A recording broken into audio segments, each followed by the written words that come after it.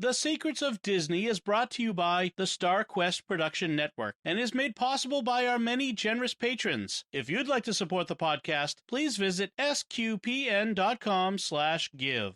Ladies and gentlemen. What's there, Mama? 10,000 years will give you such a crick in the neck. How do you do? How do you do what? Show me the smile. If you can't say something nice, don't say nothing at all. Very nice. You can sit by me.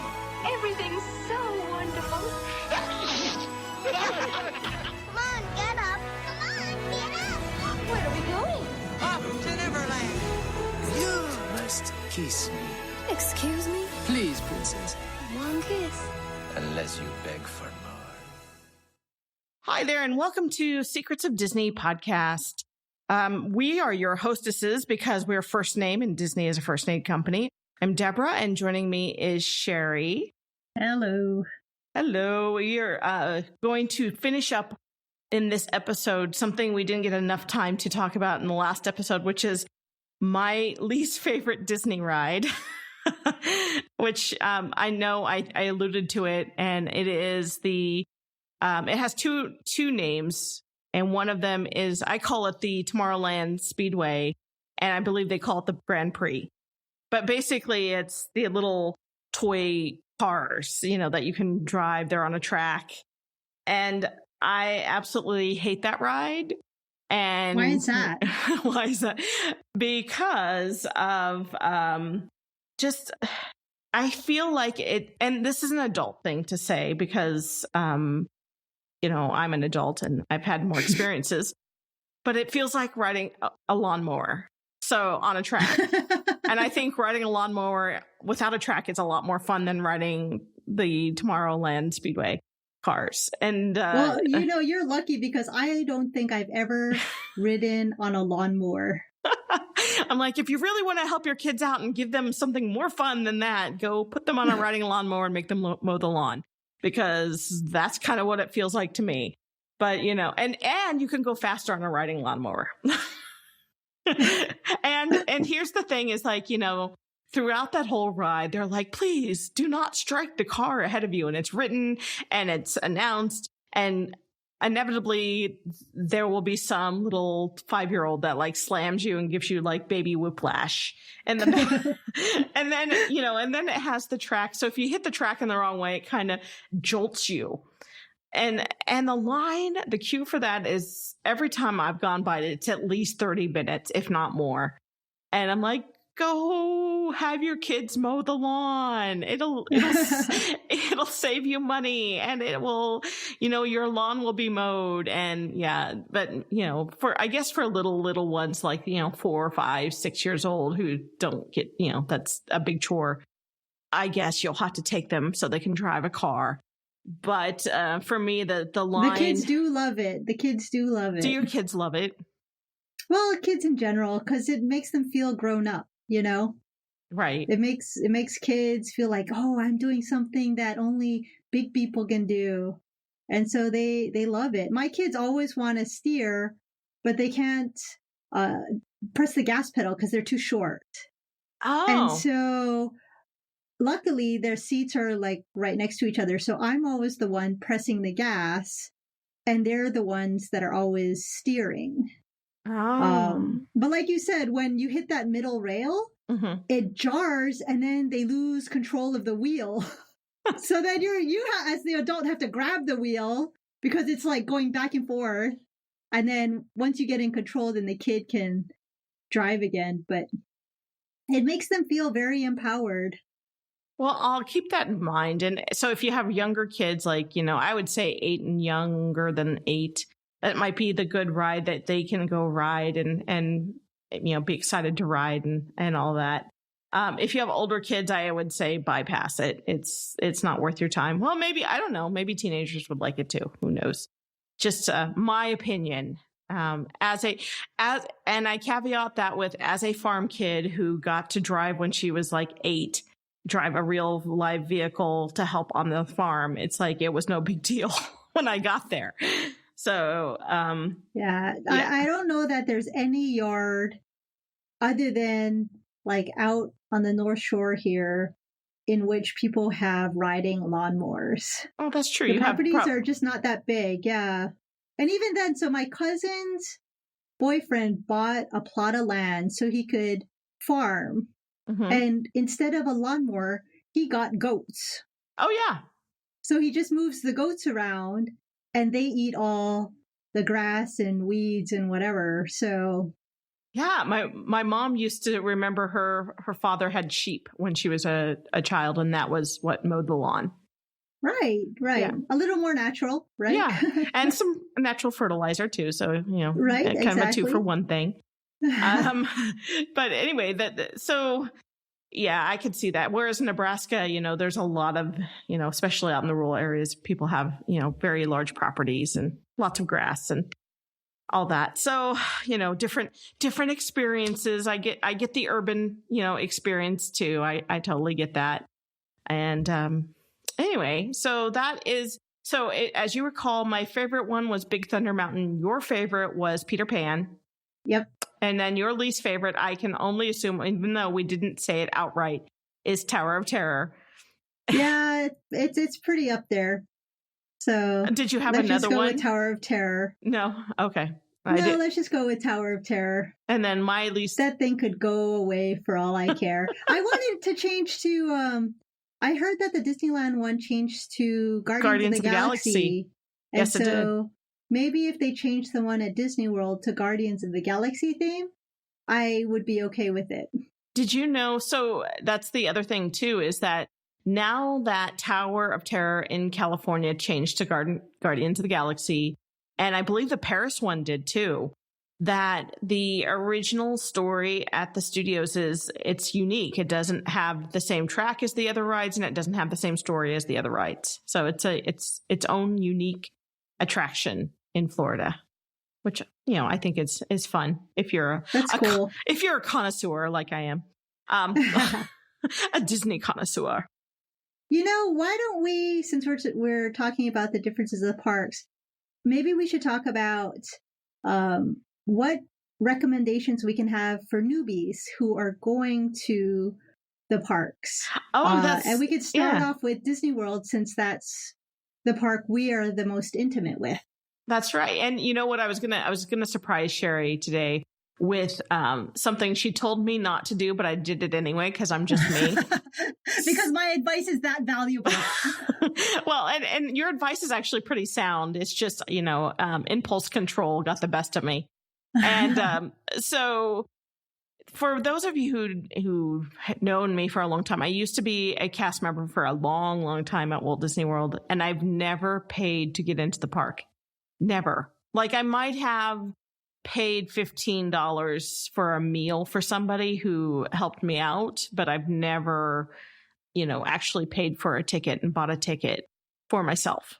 And this year is a new experience because Sherry and I are going in September, and I actually, because we're not sure if my cast member friends can get me in for free, and plus we're going to be there for such a long time, I decided to go ahead and buy a ticket for the first time in my life, which is a totally different experience. But also along with that ticket, we're staying at a Disney resort, and you get a magic band for free every time you stay there.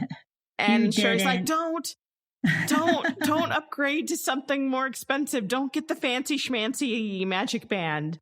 And I'm like, okay. And I'm still planning to get the purple one, but I ordered myself a fancy schmancy magic band, and it arrived this week. Which one did you get? Come on. I got the Haunted Mansion one. And I don't know that I know what that looks like. What does it look like? Okay, so it's purple and green. Okay. And white on the top. So it has white, like Mickey Mouse on the top. One side of it is the vest and a green blazer from the male costume, and the other side is the front of the female costume. Oh, on opposite sides of the band. Mm-hmm.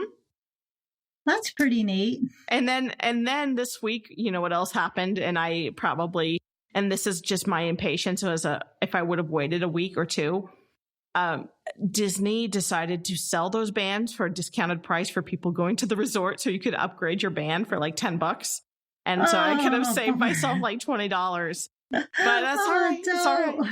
I'm going to have 2 magic bands when we go. I'm going to have the original, like plain old purple one with my name on it. And then I'm going to have my Haunted Mansion one, which I'll probably wear to Magic Kingdom when we go. And I might even get a special one for Mickey's Not So Scary. I don't know yet.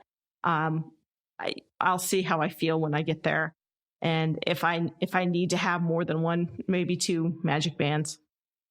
But, you know, since this is a newbie experience for me, is the whole magic band thing. So just so that everybody knows, the magic band is basically your new key to your Disney experience. It's kind of like a wristwatch, but there's no clock on it. It's just like a disc, and you get a free one. I don't like to think of it as free, included, because you're paying out of the wazoo to stay at a Disney hotel. But you do get one if you're staying at a Disney resort, and you can choose from, I think, like 8 colors, you know, standard colors like red, pink, blue, green, yellow, purple. And then you can also customize it. So I think up to 9 characters you can choose for them to print on the back of the fob disc. And so that is your new key. You use it to get into your hotel room. You use it to get into the park. You wave it in front of a fast little passes. sensor. Mm-hmm. Yes, your fast passes, your everything goes through your fob. You can even charge things to your credit card. So you don't have to carry your credit card into the park. You just, for the most part, it replaces everything. And even Magic, you can get your photo pass on there. So you can get photographs, and you just, from what I understand, you know, wave it in front of a special thing on rides, and you get a special ride that goes to your account, or a ride picture that goes to your account. You know, some of the rides you don't even need to wave it in front. So the Seven Dwarfs Mine Car, the first time that we got it, I was looking at my fast pass photos, and there they were. And it was like, I mean, honestly, it's kind of like Big Brother's watching. It's a little creepy when you think about it. That how do they know that was me in that car? But they do, and it's all because of your magic band. But it is kind of cool that you get those pictures for all the old rides, where they had the screens when you got off the ride. Mm-hmm. There is a little sensor that you do have to walk up there. You look for your picture on the screen, and then you wave your magic band in front of the sensor with the attaching screen, and then that picture will go to your account. So if you walk by without putting your fob, your magic band in front of it, you won't get that picture. So make sure to do that if you want that picture. And just so you know, Magic Band on the expensive end is $199. What? Yeah. On the cheaper end, you can get that for half price. And the only reason, well, I should know that because I'm a travel planner for Disney. I'm a Disney authorized travel planner, so I should know how much this is. But one of my clients, this is my first client I ever got to plan her. She's not staying on property, so she doesn't get the Magic Band. You know, she bought tickets from a ticket broker, and so she has to go. She gets a voucher. She has to go trade that in and go to the parks that way, and she'll get, you know, a ticket that way. And we helped plan her fast passes. And she actually, when she booked the Bibbidi Bobbidi Boutique for her daughter, they gave her a deal like, oh, how about a photo pass for $99? And she didn't know really what she was ordering, but she's like, oh, that sounds really good. And so she bought that. And from what I gather, if you want the photo pass by itself, it's $199. I think if you prepay for it, mm-hmm. it's $169. Well, there you go. So I've never prepaid for it, Brent so I don't know. Did. Oh, did you? Yeah. Yeah. When we went to, so what I found was that my husband and I have done a couple of the Disney runs, and they have photographers along the route. So for us, it actually is quite beneficial, especially when we're doing the runs, to buy the photo pass, because we can get all those pictures and then I can make a photo album or whatever. While if we didn't have it, we wouldn't have any photos of us starting, running, even passing the finish line, because we're actually doing the race. So, I'm not stopping to take a picture of myself. Although I guess a lot of people do, but I'm not that kind of person. I'm that kind of person, just to warn you. It's fine. But buying the photo pass for us, especially when we do the runs, has been extremely worth it for us. I can't say that it's worth it for everybody, but it definitely was worth it for us. Yeah. Yeah. And prior to the fact that Sherry has the photo pass for this next experience, I don't think, for me, it wouldn't be worth it because I'd take my own photos. But, the trade-off is you get the cool ride photos and you get, the castle photo, and you get the professional photography photo. Whereas, my method ends up being a tripod or my arms or handing my camera to a stranger and saying, "Hey, take my picture," which is fine. This will be a new experience too. It's a newbie experience for me. Yeah. The only reason, so I'm going to clarify and just say the only reason we have the photo pass is this is going to be my second trip to Disney World this year. And financially, it actually made more sense, even though I live in Hawaii, to get an annual pass, just because it comes with certain discounts. I get in the parks, for 365 days of the year, and I can park hop. Right. So the accumulation of both of the trips together made more sense to buy the annual pass. Plus, and this is a great information for newbies visiting Disney, is you might consider getting an annual pass for one person in your group, depending on how long your trip is, because the discounts that you get for the annual pass, you can apply to your whole group. So Deborah and I, when we go to eat somewhere, if there's a discount at that restaurant, I can use my annual pass and apply it to her meal as well. And then we both can share on that discount for that meal. Right. You don't have to get the annual pass for everybody, which, let's be honest, is going to be an arm and a leg in cost. It's like $1,000 if you're not a per Florida. person. Yes, if you're not a Florida resident. And, if you are a Florida resident, it makes total sense to get an annual pass. But if you're not a Florida resident, could be close to $1,000. I know even for Florida residents, it's close to a $900 to $800 just for a Florida resident. It's a little pricey, but if you're going to go all the time and you don't want to work there, it's a nice investment on time. Yes. But I actually bought a park hopper ticket, and you can't. Oh, hey, I know this is probably going to be a little late in the summer when this episode comes out, but Disney's actually has a really cool ticket right now going on that is just for the summer, and they usually do this for every summer. So even if you're listening to this podcast in the future, pay attention, because they could probably have something similar to this ticket, which is they have a 6-day ticket.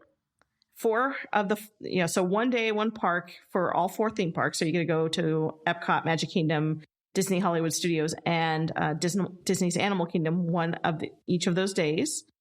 And then both water parks. So Blizzard Beach and Typhoon Lagoon. So you get, and it's $444, which is, I think, a pretty decent price for what you're getting. Yeah, I would agree. Granted, my park hopper ticket, even though, and we didn't talk about this, for newbies, Disney has seasons, and depending on when you're going to Disney, depends on the ticket price you're going to pay. For example, if you're going 4th of July or Christmas or Thanksgiving or during spring break-ish times, you will be paying top dollar. That's just how it is. You're going to be paying $159 one day, one ticket to get into the Magic Kingdom on Christmas Day. But that same ticket to get into Disney on, like, say, January 7th is going to be probably $60 less because nobody's there in January because it's cold. Believe it or not, Disney gets cold in January. and I also, would hate it. I know. Yeah, you're not used to that. Whereas I'm like, yes, bring it on. That, and so September when we're going is what they would call a value season, even though it's this year it's kind of a weird value season because it's also they're opening Star Wars Galaxy. Yeah, right. They're expecting it to be busy. No. Yeah. So August 28th, which would have been traditionally the start of like the dead season in Florida for the next month, is now going to be, let's see how many people we can cram into Disney Hollywood Studios. So it's going to be a crazy September, I have a feeling, for Disney. I'm still hoping that people are going to be working, kids are going to be in school, and it will still be less crowded than normal. So that's my hope. But we can talk about that after we get back, right? Right. We could be like, yes or no. No. Here's the other thing. So on that subject, if you're planning a trip and you're like, oh, I hate crowds. Well, you're going to have them, June, July, and August. You're going to have them probably around the holidays, especially Christmas Day. I kind of made a rule when I was living in Florida and working for Disney, I would not go to the parks unless I absolutely had to, just to work. Christmas Day to New Year's Day, basically. That was it. I wasn't going to touch the parks anytime between that. I was staying away from any tourist attraction because the parking is insane. Just to get in the park is insane. Just to warn you. But if you were planning to go, hey, when's the least populated time to go? It is right after the holidays. So we're talking January. We're talking actually May, even though it can be a little moderate, but everybody's still finishing up school. So if you go before the Memorial Day weekend and kind of after, right around Mother's Day, it's still kind of quiet, a little hot, but it's still a little quieter. I would say that the second last week of May is a good time because I want to say that by then Disney has extended their hours. So you actually get a full day. You have, I think in the low season, they close the park a little earlier. But come the end of May, they have the closing a little later to match the summer months.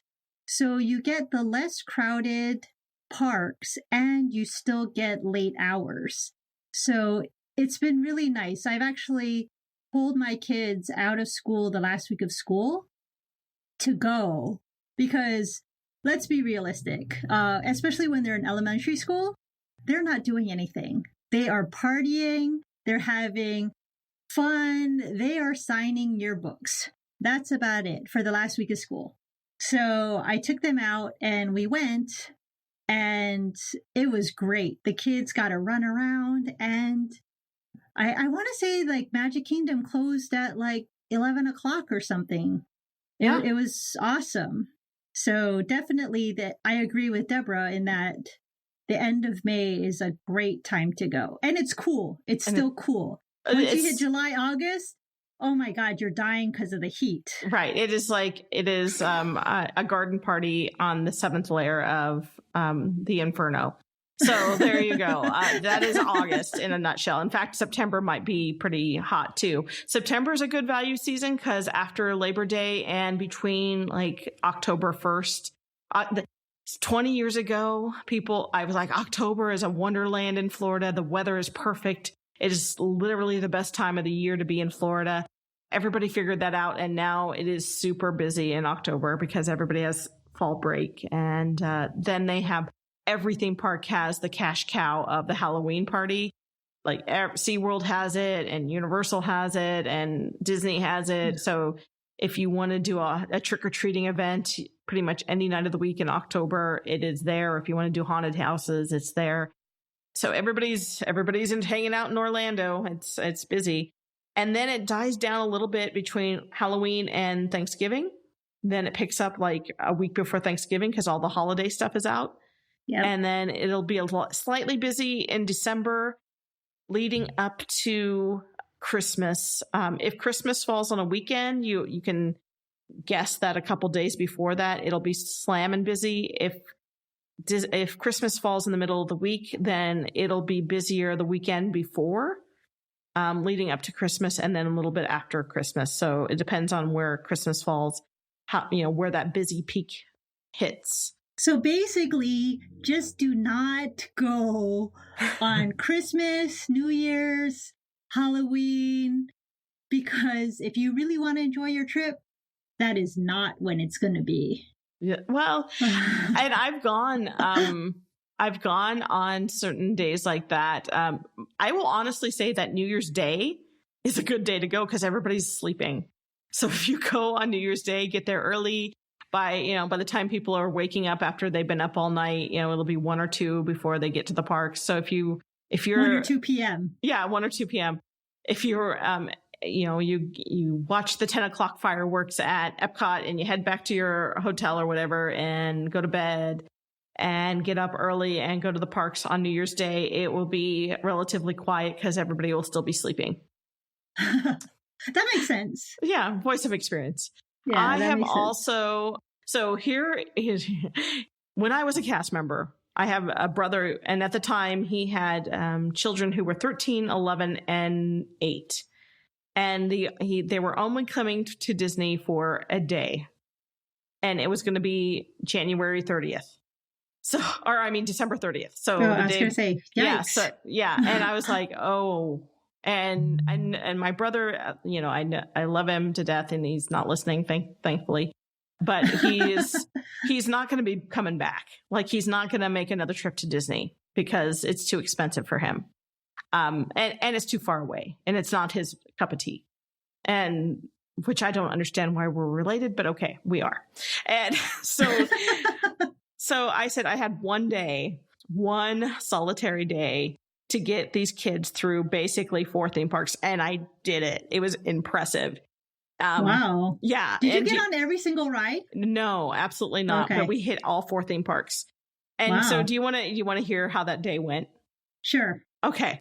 I got them one night at the Coronado Springs for the express experience of getting extra magic hours. That's key for this whole plan to work. And then we started at Rope Drop at 8 a.m. at Animal Kingdom.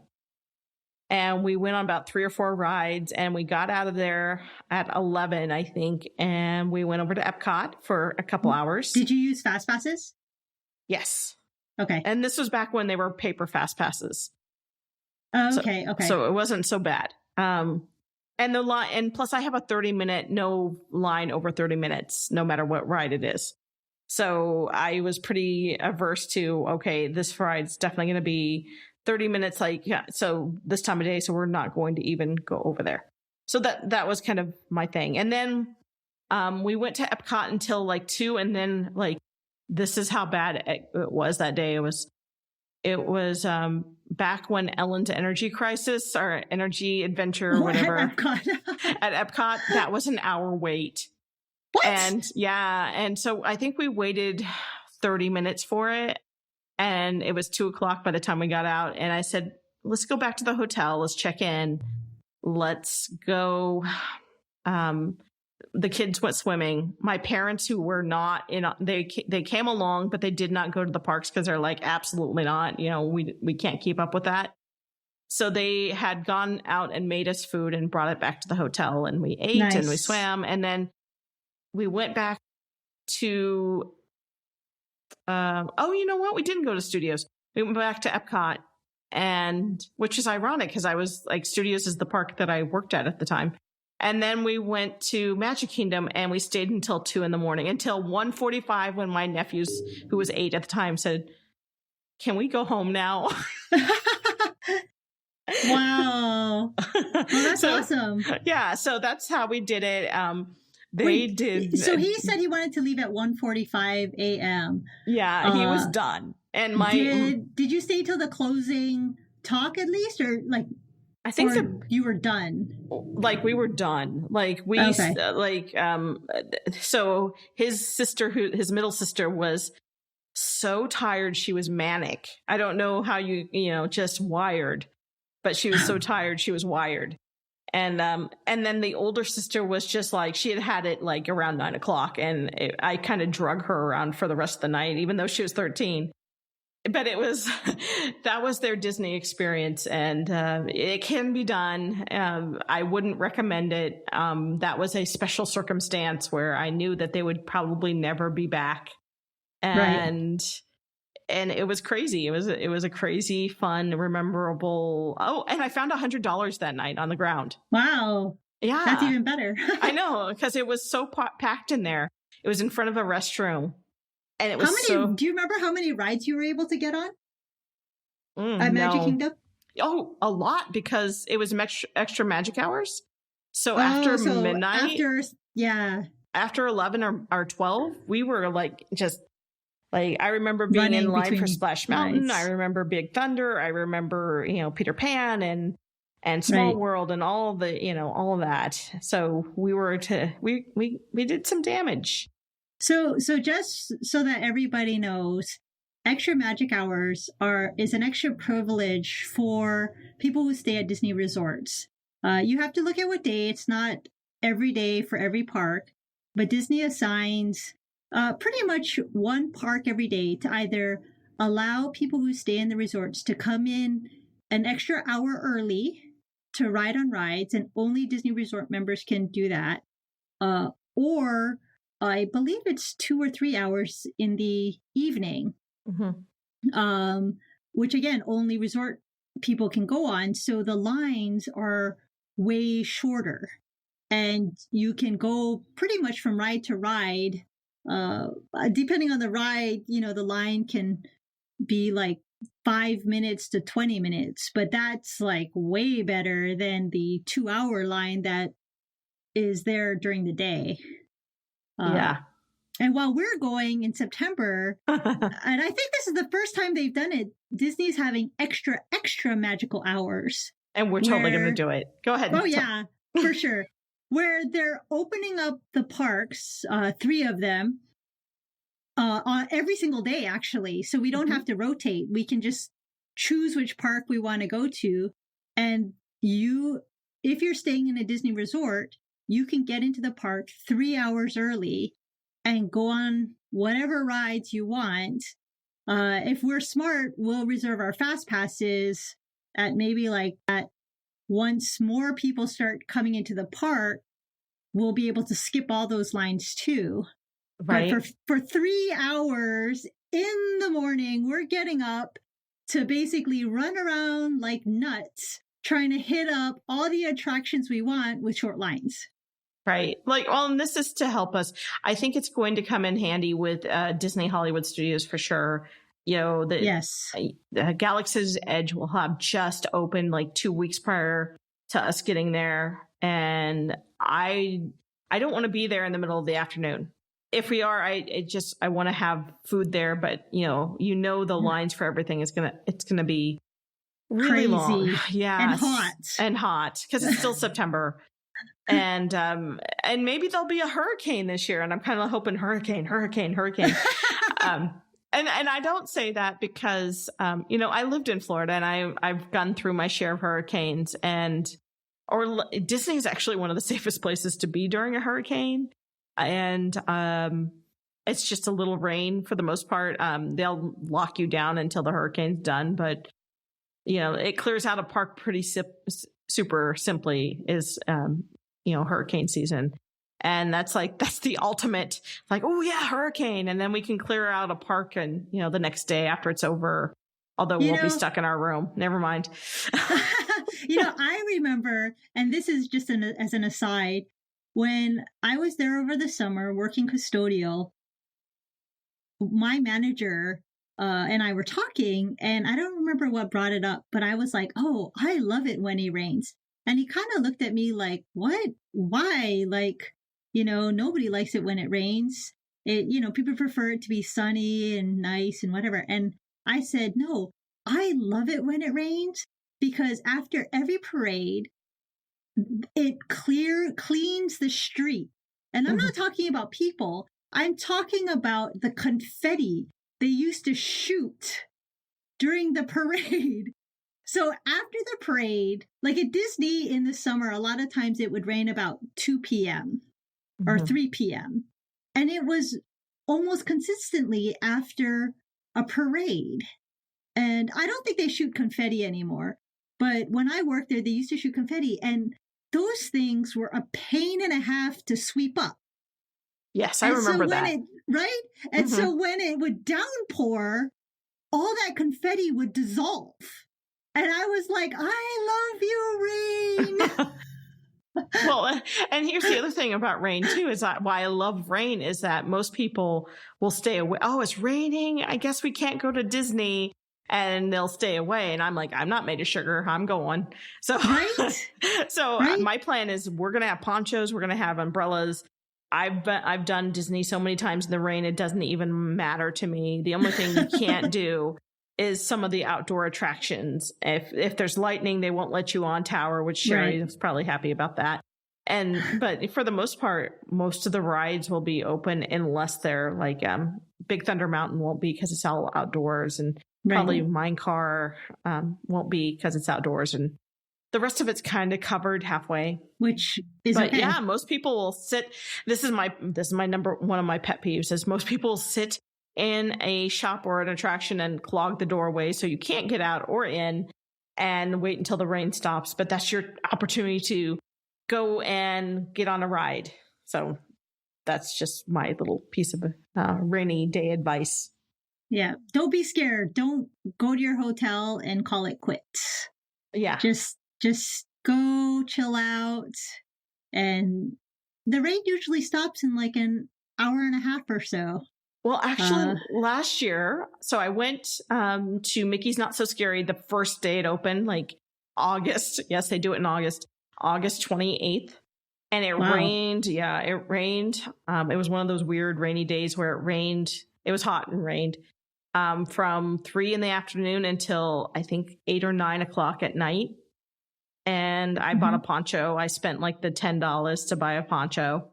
And I was still, that's the other problem is that, you're going to get damp and wet and have wet clothes. But my pictures that night were stellar because all that mist around it kind of gave a misty quality to the parade that night, and I have some really cool pictures. Oh, nice. That is the Not So Scary event parade is my favorite parade of all time. Yes, you know what? I love that parade. We will have to do a Halloween special because I want to talk about certain aspects of that parade, but I don't want to do it right now because I want us to wait until we talk about all things Halloween, because that is like I love Mickey's Not So Scary. It's one of the things that I've always done ever since they've started it. As many times as I've been there, I've seen it change a lot over the years, but it's still a great hard ticket event. You have to pay extra to go to it. It is so worth it. Yes, totally, totally worth it. It's one of the reasons I'm going back in September. Ever since the first time I went, which, gosh, I don't remember how long ago it was. It was that long ago. Like, I have been dreaming about going back to the Not So Scary event because they do it so, so well. Yes. And in fact, I'll have to find the picture of you and I at your very first Mickey's Not So Scary. Because I think you went with me and we talked about the costume you had because you were visiting from Hawaii. Oh, that's right. Oh, so you know what? That time, I don't think the parade was as cool. The one that I remember seeing.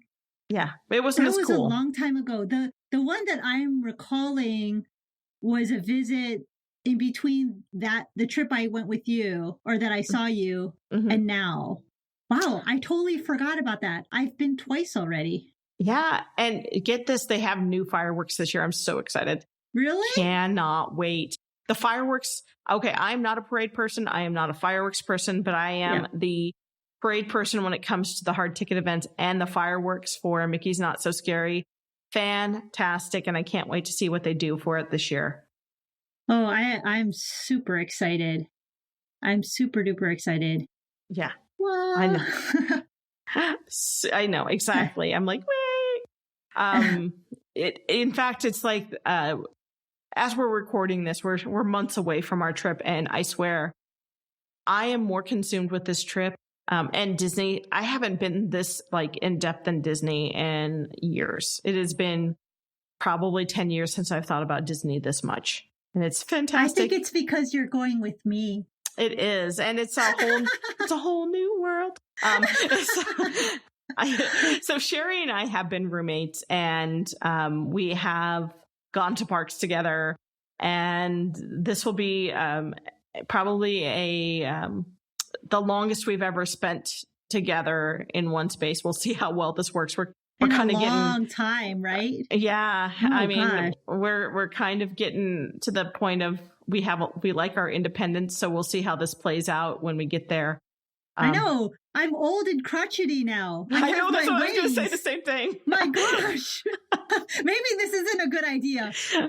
Well, I have instituted something from the toddler. I think the toddler idea of, since we're staying at Pop Century, we'll say that, we are going, I think if we're going to start at 5 in the morning, 6 in the morning, by 11 o'clock, I will want a nap. And I think I will be much, much nicer if I get a coffee nap, if I get a nap and coffee or coffee and a nap. Okay. So that is my plan to get through 11 to 3 every day is coffee, nap, coffee. Maybe we'll see. We'll see how my energy level is during that time. Okay. We can test and the it out. weather. Cause if it's still hot, And let's just clarify. So hot to me is like 95 degrees. That's well, that's going to be actually the temperature, but then you get the added bonus of hot and sticky. Yeah, because humidity? Florida has that humidity level that it makes everything. I think hot to you is probably more like 80. 85, 90. 90's kind of pushing 90. It. And it's, it's a little drier in Nebraska, although Lincoln's a little more humid. But where I'm from originally, Nebraska is very arid. So 90 is doable as long as there's not a lot of humidity. But you add that humidity factor and it's just, in fact, the trip I planned to Disney that's happening as we're recording this, I keep looking and they have heat index warnings for Florida. And I'm like, oh, those poor people, those poor Nebraskans. Yeah, it's like over 105 degrees heat index with, 90% humidity. It is miserable right there. And it hasn't even... For when? From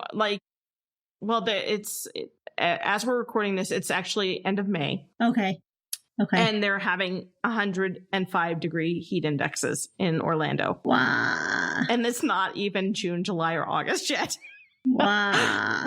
Yeah, I'm like, oh, you and your poor babies. Oh my gosh. She has like 5 little ones. And I'm like, wow. And they're all redheads. So this will. Oh my gosh. I was like, slap the heat, some. The humidity, and then the grouchy. Yeah. Times 5. Times 5.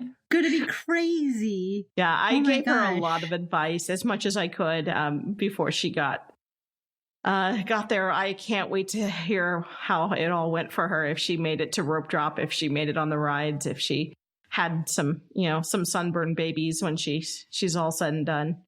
But good luck. Yeah. Wow. Is she and her husband? Yeah. So at least there's 2. It's not and just her actually, and grandparents, kids. like her parents too. So there's adults. So it's almost 1-to-1. Right. Right. And the youngest is 1.5 years and the oldest is like 11. So there's some usability with the 11-year-old that, take a baby.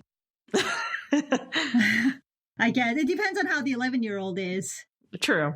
But anyway, so Yeah, let's end here, and next time we will have to pick a different topic, and I'll have to think about this. If you want to email us, we're going to try to put the email in the show notes because I know I don't quite know it off the top of my head yet. And email us your questions, email us topics you want us to talk about, but we might have to talk about food and resorts coming up. Oh, definitely.